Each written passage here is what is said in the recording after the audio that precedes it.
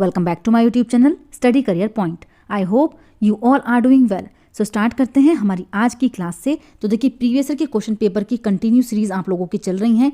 CDP paper 2 की मैं आप लोग यहाँ पर देखिए बात कर रही हूँ। और देखिए 2011 से लेकर के 2024 तक सारे क्वेश्चन हम लोग यहाँ पर देख रहे हैं। तो शुरू करते हैं हमारी आज की सीरीज से। तो देखिए फर्स्ट क्वेश्चन यहाँ पर दिया गया है।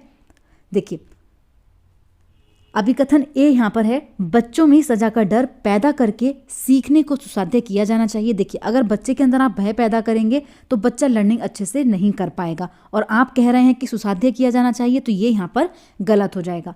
कारण दिया गया है, इनाम और सजा अर्थपूर्ण सीखने में बेहद प्रभावशाली होती हैं। देखिए आप बार बार बच्चे को इनाम दोगे, बच्चे को पनिश करोगे, तो बच्चा क्या करेगा, अर्थपूर्ण नहीं सीखेगा। तो ये भी यहाँ पर पॉइंट गलत हो जाएगा। दोनों ही गलत हैं, ए और आर दोनों यहाँ पर गलत हो जाएंगे। ऑप्शन नंबर 4 बिल्कुल सही है। नेक्स्ट देखते हैं। देखिए नेक्स्ट क्वेश्चन यहाँ पर दिया गया है, किस कक्ष में विद्यार्थी बेहतर ढंग से सीखेंगे? शिक्षक ज्ञान के निष्क्रिय स्थानांतरीकरण पर बल देता है।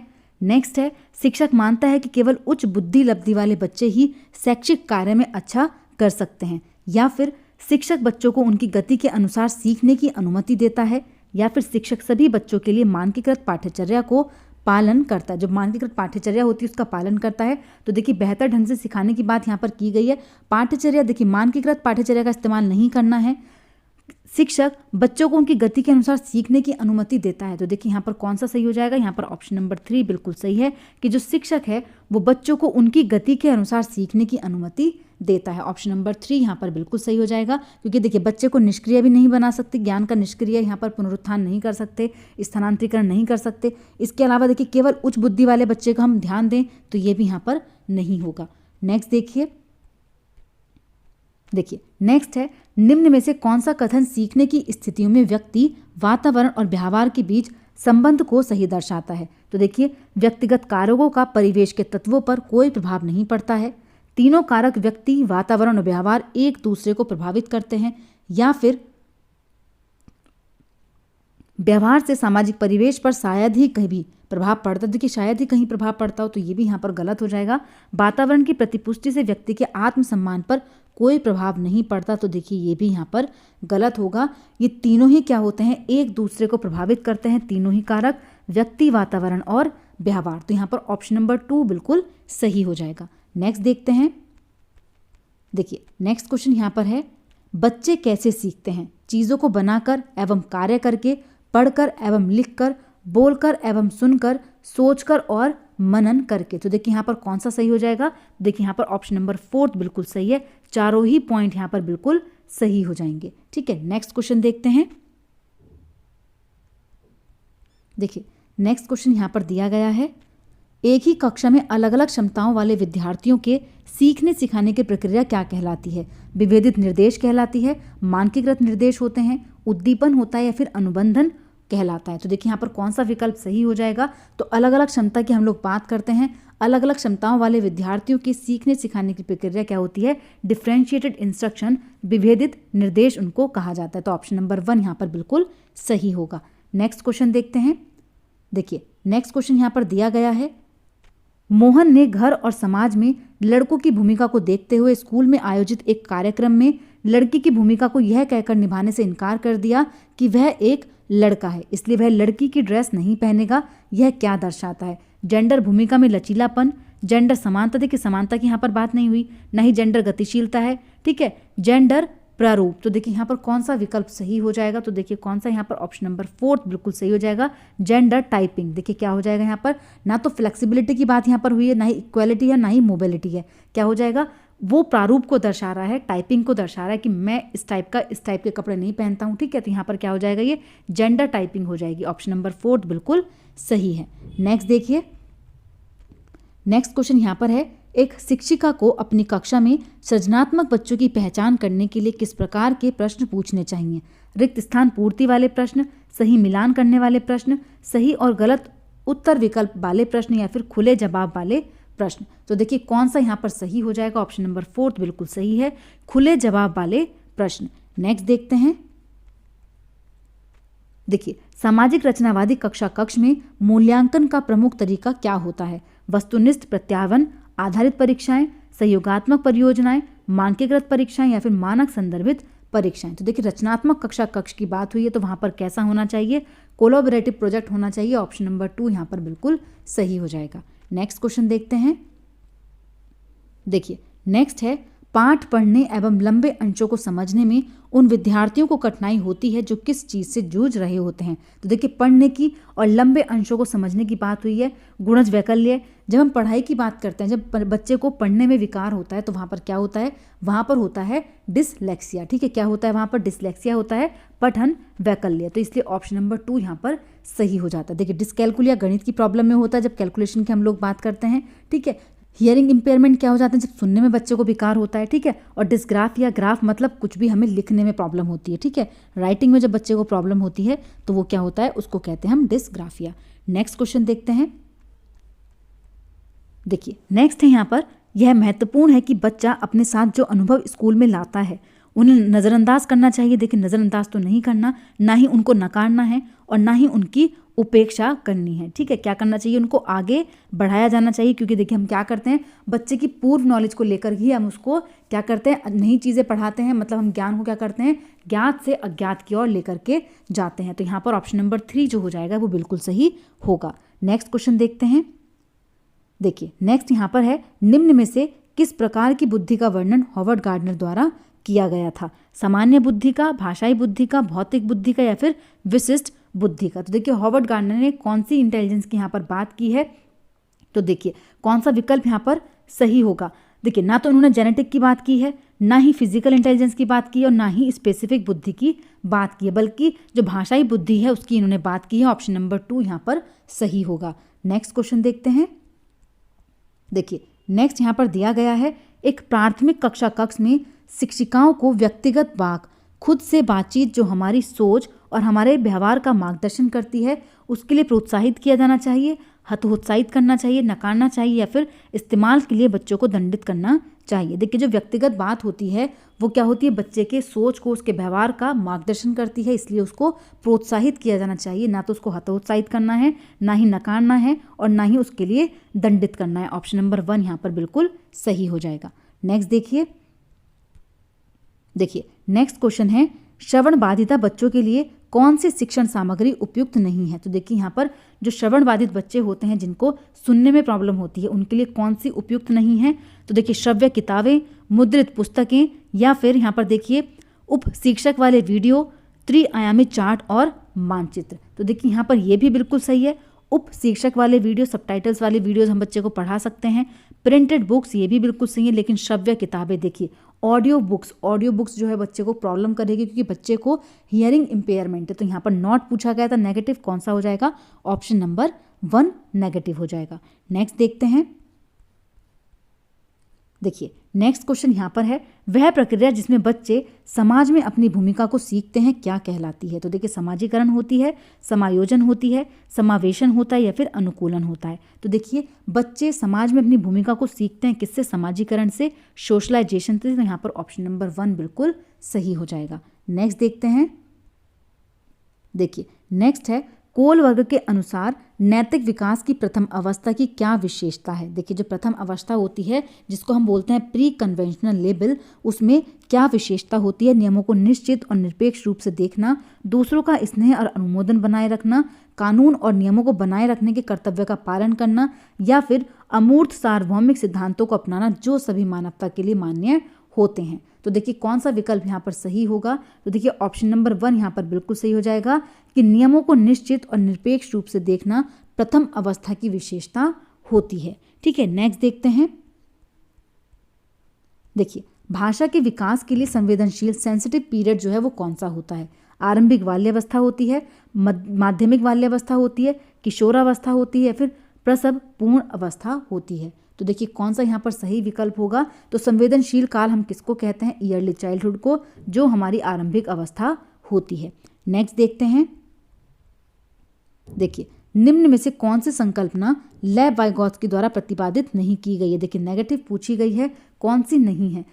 समीपस्थ विकास का क्षेत्र, स्कीमा, पाण या फिर सामाजिक अंतःक्रिया। तो देखिए जो लेव वाइगोत्स्की हैं वो समीपस्थ विकास के क्षेत्र की बात भी करते हैं, इसके अलावा पाण की बात भी करते हैं, स्कैफोल्डिंग की बात भी करते हैं और सोशल इंटरेक्शन की बात भी करते हैं। कौन सा नहीं है तो वो है स्कीमा, क्योंकि स्कीमा की बात कौन करते हैं, स्कीमा की बात कौन करता है, स्कीमा की बात करते हैं जीन पियाजे, इसलिए ये वाला जो पॉइंट होता है ये यहाँ पर नहीं होगा।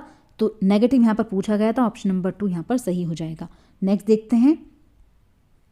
देखिए बच्चों के प्राथमिक वर्षों में विकास का क्रम सरल से जटिल की तरफ होता है, अमूर्त से मूर्त की तरफ होता है, वैश्विक से स्थानिक की तरफ होता है या फिर विशिष्ट से सामान्य की ओर होता है। तो देखिए प्रारंभिक वर्षों में जो बच्चे के विकास का क्रम होता है वो कैसा होना चाहिए, तो सरल से जटिल होना चाहिए, ठीक है, सिंपल टू कॉम्प्लेक्स होगा। तो यहाँ पर ऑप्शन नंबर 1 बिल्कुल सही होगा।